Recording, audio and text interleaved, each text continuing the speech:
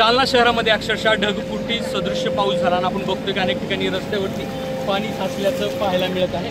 खरं तर पालिका प्रशासनाचे काही अधिकारी देखील अनेक ठिकाणी उपस्थित झालेले आहेत की जिथे जिथे पाणी तुंबलेलं आहे त्या ठिकाणी त्याला प्रवाहित करण्याचा प्रयत्न या ठिकाणी होताना दिसत आहे। शिवसेनेचे आमदार देखील या ठिकाणी आलेले आहेत।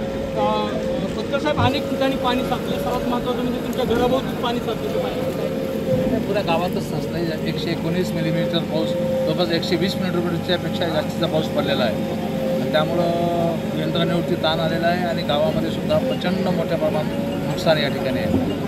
विशेषतः हनुमान घाट असेल, अर्जुननगर असेल, बाकीनगर असेल किंवा बाकी इतर सर्व जे मोहल्ले आहेत, इंद्रानगर असेल, या सर्व स्लम भागामध्ये प्रचंड पाणी साचलेलं आहे।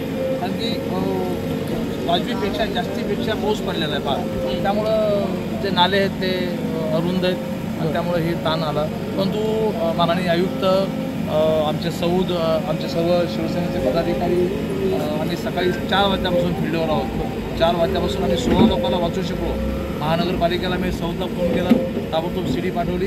आम्ही हनुमान घाटमधून 16 लोकांना रेस्क्यू केलं, 16 लोकांना वाचवले। बरं, असा पाऊस बघितला तुम्ही कधी आणि कुठले नाही, मी असा पाऊस नाही बघितला कधी। एवढा पाऊस जालना शहरामध्ये पहिल्यांदाच मी हा पाऊस या ठिकाणी बघतो। फार मोठ्या प्रमाणामध्ये हा पाऊस पडलेला आहे आणि खूप वाईट परिस्थिती आहे आणि आयुक्त आता प्रश्न द्यावं। साहेब, तुम्ही कुठे कुठे आढावा घेतला, काय स्थिती आहे? नाही, आम्ही रात्रीपासून सगळ्यांचे फोन चालू आहे। रात्री पण आले आणि पहाटे 4-5 वाजल्यापासून कंटिन्यू आमची टीम जाते प्रत्येक ठिकाणी।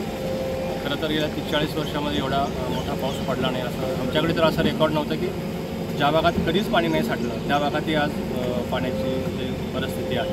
आता या ठिकाणी पाणी साठायचं काहीच कारण नव्हतं, कधीच या ठिकाणी शिवाजी चौकाच्या परिसरामध्ये पाणी साठलं, परंतु आज इथेही रस्त्यावर पाणी, 3-4 फूट रस्त्यावर पाणी आणि ते म्हणजे बेसमेंटचे ज्या ठिकाणी आस्थापना आहे त्या ठिकाणी लोकांचं खूप नुकसान झालं आहे। आमची टीम पूर्ण ठिकाणी पाणी ड्रेन करायचा प्रयत्न करते। आम्ही काही पंपही बोलावले, तेही येते। दुपारपर्यंत सगळं परिस्थिती नियंत्रणात येईल अशी अपेक्षा। काही भागात व्यापारी प्रतिष्ठानात देखील पाणी, सर्व ठिकाणी पाणी, खूप ठिकाणी पाणी, म्हणजे अंबड रोडचा पलीकडला परिसर जर वगळला तर अलीकडे नवीन जालन्यामध्ये आणि जुन्या जालन्यामध्ये पूर्ण परिसरामध्ये पाणी। फक्त साहेब भाग्यनगरमध्ये सुद्धा खूप पाणी, खूप सर्व ठिकाणी शहरातल्या प्रत्येक कोपऱ्यात तुम्ही भाग्यनगर घेऊन बसलात काय सुचत नाही, शहरातल्या सर्व ठिकाणी पाणी साचलेलं आहे। मी स्वतः माननीय जिल्हाधिकारी, माननीय तहसीलदार, माननीय सर्व अधिकारी, आयुक्त या सर्वांच्या सकाळी 4 वाजल्यापासून संपर्कामध्ये आहे आणि सर्वांना सूचना करून रेस्क्यू करायचं काम या ठिकाणी सुरू केलेलं आहे। आता पाऊस थांबलेला आहे, त्यामुळे निसर्ग लवकर होईल अशी अपेक्षा। या क्षणाला जर आपण बघत असाल तर या ठिकाणी रस्त्यावरती पाणी आहे आणि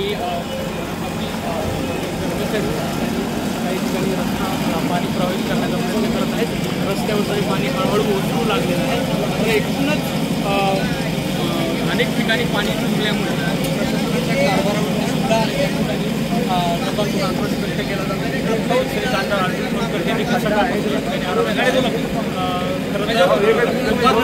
ही सगळी परिस्थिती पूर्ववत होईल असा अंदाज वाटतो। एबीपी माझा, उघडा डोळे बघा नीट।